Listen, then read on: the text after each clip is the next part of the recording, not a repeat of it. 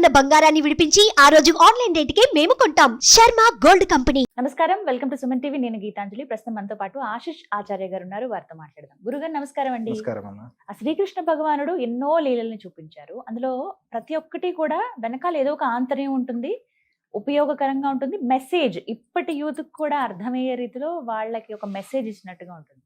అలాంటి లీల ఏదైనా మాకు వివరిస్తారా? తప్పకుండా అమ్మా. ప్రతి ఒక్క లీలలోనూ మెసేజ్ ఉంది. ఉంది. అయితే యమలార్జునుల గురించి మాట్లాడుకుందాం ఈరోజు. యములార్జునుడు. యమలార్జున భంజన అని ఆయనకు పేరు. అవును. ఆ కీర్తనలో ఆ పాటలో వస్తుంది, మేము విన్నటువంటి ఆ కీర్తనల్లో. ఏంటి యమలార్జున భంజన అని అంటే, మీరు గమనించి ఉంటారు, కృష్ణుడు చాలా అల్లరి చేస్తున్నప్పుడు ఒకసారి యశోదమ్మ ఒక తాడు తీసుకొని రోలు కేసి కట్టేస్తుంది.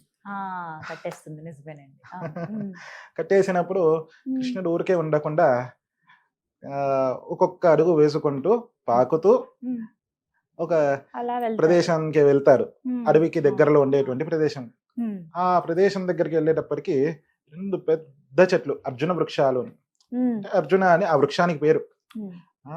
ఆ యమల అంటే 2 కలిపి పక్క పక్కనే ఉంది కాబట్టి ఆ యములార్జునులు అని దానికి అందుకే పేరు అనమాట. ఆ 2 చాలా దగ్గరగా ఉంటుంది. ఎవరు దాని మధ్యలో నుంచి వెళ్ళడానికి అవకాశం లేదు. అలాంటి వృక్షం లోపల దూరుతాడు. ఆ 2 వృక్షాల మధ్యలో దూరి ఈ రోలు ఇరుక్కుపోతుంది. లాగుతూ ఉంటారు. ఒక్కొక్క అడుగు వేస్తారు, లాగుతారు. లాగి ఆ ముందుకు వెళ్ళేటప్పటికి ఆ రోలు ద్వారా ఆ 2 వృక్షాలు కింద పడిపోతుంది. మొత్తం రూట్స్ తో సహా పైకి వచ్చేస్తుంది అనమాట. ఆ వృక్షాలు పడేటప్పటికి అందరూ భయపడిపోతారు. ఆ వచ్చే శబ్దం, ఒక చెట్టు కింద పడిందంటే ఎంత శబ్దం వస్తుంది. ఆ శబ్దానికి అందరు భయపడి ఏమైంది ఏంటి అనేసి చూస్తే కృష్ణుడు అక్కడ ఆడుకుంటూ కూర్చున్నాడు. ఇది వినడానికి మనకి ఇంత బాగా అనిపిస్తుంది, విశేషంగా విచిత్రంగా అనిపిస్తుంది. ఇందులో ఆంతర్యం ఉంది. అసలు ఏంటి ఆ వృక్షాలు ఏంటి అని మనకు సందేహం కలుగుతుంది కదా. దాని యొక్క ఆ వృక్షాలు ఎవరు అని తెలుసుకొని, అలాగే ఆ వృక్షాలు మన దగ్గర ఉందా, ప్రతి మనిషిలోనూ ఉంది ఆ వృక్షాలు, దాని గురించి మాట్లాడుకుందాం. అయితే ఈ యములార్జునులుగా ఉండేటువంటి ఆ 2 వృక్షాలు కుబేరుడి యొక్క కొడుకులు.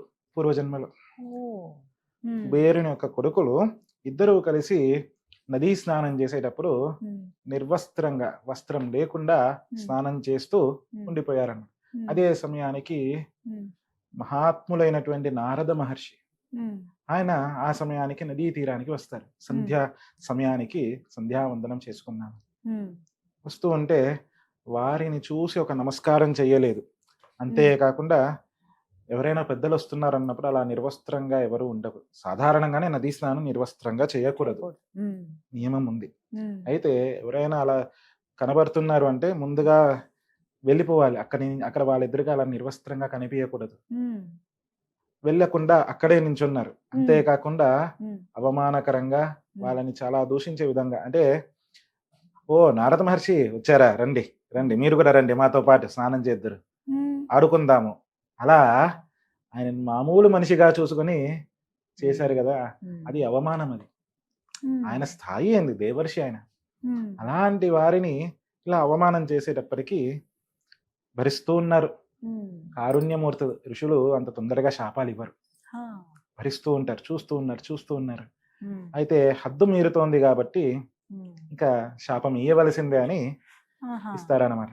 అలాగే వాళ్ళు నిర్వస్త్రంగానే ఒడ్డుకు వచ్చి పైకి వచ్చి నించునేటప్పటికి ఇంత మహర్షిని నేను ఎదురుగా ఉన్నప్పుడు నిర్వస్త్రంగా, ఎటువంటి మొహమాటము లేకుండా ఎదురుగా వచ్చి, ఏ విధంగా అయితే చెట్టుకి నేను వస్త్రం కప్పుకున్నానా లేదా ఏంటి, ఏ విధంగా అయితే దానికి ఎలాంటి చలనం ఉండదో అలా చలనం లేకుండా, మీ మనసుకి చలనం లేకుండా నా ఎదురుగా వచ్చారు కదా, ఇలాగే ఆ చలనం లేకుండానే 2 చెట్లుగా మారిపోండి మీరిద్దరును అని శాపం ఇస్తారు. ఆ శాపం విన్న వెంటనే వీరికి వారు చేసిన పొరపాటు గుర్తుకు వస్తుంది. వెంటనే నమస్కరిస్తారు. నమస్కరించి క్షమాపణ వేడుకుంటారు. అంతేకాకుండా ఆ శాపాన్ని వాళ్ళు మీరు శాపం, ఎందుకంటే మహాత్ముల నోట శాపం వచ్చినా అది వరమే. కాబట్టి ఇంతటి మహానుభావులు మీరు, పెద్దవారు, మీరు ఇచ్చిన శాపాన్ని మేము స్వీకరిస్తామండి. కానీ మేము చేసిన పొరపాటు మాకు ఇప్పుడు తెలిసి వచ్చింది. దయచేసి మా పొరపాటుని క్షమించండి. పశ్చాత్తాపం చెప్తారు కదా, పశ్చాత్తాపానికి మించిన ప్రాయశ్చిత్తం లేదు. ఉండదు అంటారు. అవునండి.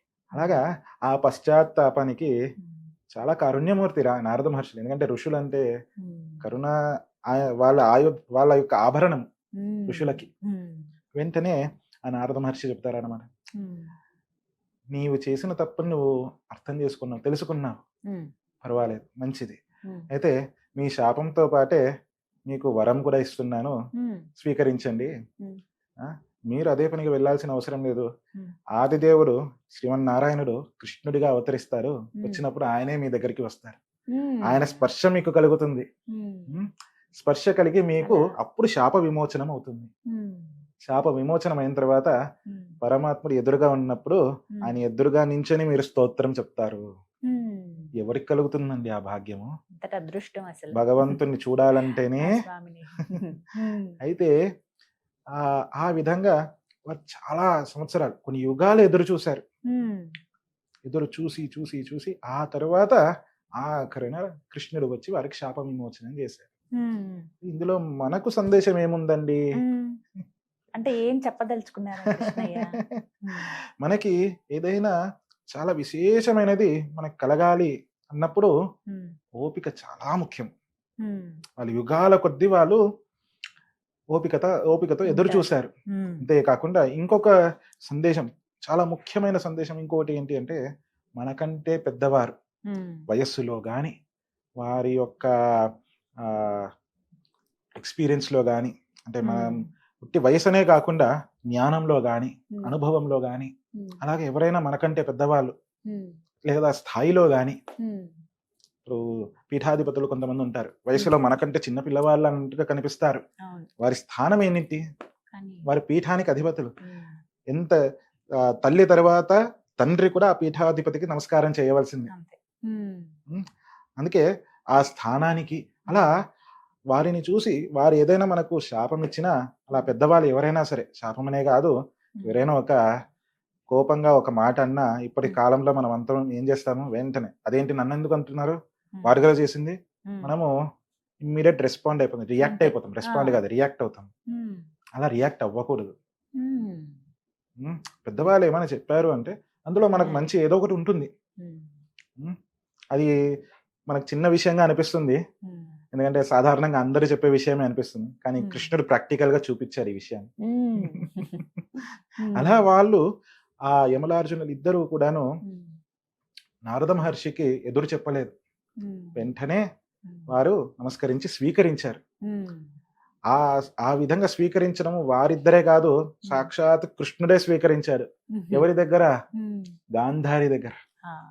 గాంధారీదేవి శాపం ఇచ్చినప్పుడు, అమ్మా నీవు 100 మంది కుమారులని పోగొట్టుకొని ఆ కడుపు కోతతో ఉన్నదానివి, ఆ బాధలో చెప్పావు, తప్పకుండా స్వీకరిస్తాను, ఎందుకంటే నీవు కూడా నాకు తల్లితో సమానం అని ఆ స్థానాన్ని ఇచ్చి స్వీకరించారు. వయస్సులో కానీ, అనుభవంలో కానీ నా తల్లితో సమానురాలని అయినటువంటి దానివి, నా మేనత్తకు అక్కవి, కాబట్టి నీ శాపాన్ని నేను స్వీకరిస్తున్నాను. అలా పరమాత్ముడే స్వీకరించినప్పుడు మనం ఎంతటి వాళ్ళము? ఎవరైనా ఒక చిన్న మాట, ఏదైనా మనం తప్పు చేసినా చేయకపోయినా ఆ సమయానికి వారి కోపము ఉన్నప్పుడు ఆ కోపాన్ని శాంతించడానికి ఆ టైంలో మనం స్వీకరించి, తర్వాత వాళ్ళు శాంతించిన తర్వాత వారికి నచ్చజెప్పాలి. కాదండి ఆ సమయంలో ఇలా జరగలేదు ఇది అని చెప్పుకోవాలి. అదొక్కటే. అయితే ఇంకొక విషయము, మనలో ఇందాక చెప్పాను కదా, మనలో ఉన్నాయా 2 చెట్లు అని. మనలో ఆ 2 చెట్లు ఏమిటి అసలు? అహంకారం, మమకారం. నేను అనేది అహంకారం, నాది అనేది మమకారం. ప్రతి మనిషిలో ఉండేదే. అహంకారం ఓకేనండి, అది ఎలా అయినా సరే పోవాలి, మనిషికి ఉండకూడదు. మరి మమకారం ఎందుకు ఉండకూడదు? అవును, మరి మనకు మమకారం ఉన్నప్పుడు ఆ ప్రస్తుతానికి మనము మన ఎదురుగా ఉన్నటువంటి ఏదైనా ఒక చిన్న ఈ వాటర్ బాటిల్ కానీ ఇది నాది అని అనుకుంటాం. ఎవరైనా దాహంతో వస్తారు, చాలా దాహంతో వస్తారు. మన ఎదురుగా ఉన్నప్పటికీ మనము ఆ దాహాన్ని తీర్చడానికి ఆ నీళ్ళని ఇయ్యలేదు అంటే మనం చేసింది తప్ప లేదా మంచి పని తప్పే కదా. ఆ విధంగా నాది ఈ ప్రపంచంలో ఉన్న మనము ఈ సృష్టిలో రావడానికి ముందు అంటే మనం పుట్టడానికి ముందు కూడా ఈ సృష్టి ఉన్నది. మనం ఈ శరీరం విడిచి వెళ్ళిపోయిన తర్వాత కూడా ఈ సృష్టి ఉంటుంది. ఇప్పుడు నాది అనేది ఏముంది చెప్పండి? నాది ఉండకూడదు, నాకు మాత్రమే ఉందనేది కూడా ఉండకూడదు. అహంకారం అవుతుంది. నేను మాత్రమే, నేను చెప్పిందే. అంటే ఆ యమలార్జునులు ఉండే ఈ రెండింటి మధ్యలో కృష్ణుడు వచ్చినప్పుడు ఈ రెండు విరిగిపోతుంది. అలా కృష్ణుడిని మనం స్థానం ఇయ్యాలి మన మనసులో. అంటే ఇది ఆధ్యాత్మికంగా అలాగే లౌకికంగాను మనకి ఈ సంఘటన మంచి సందేశాన్ని ఇస్తుంది. చాలా బాగా చెప్పారండి. ఇప్పటి యువతరానికి మరి ముఖ్యంగా అర్థమయ్యే విధంగా. నమస్కారం గురువు గారు.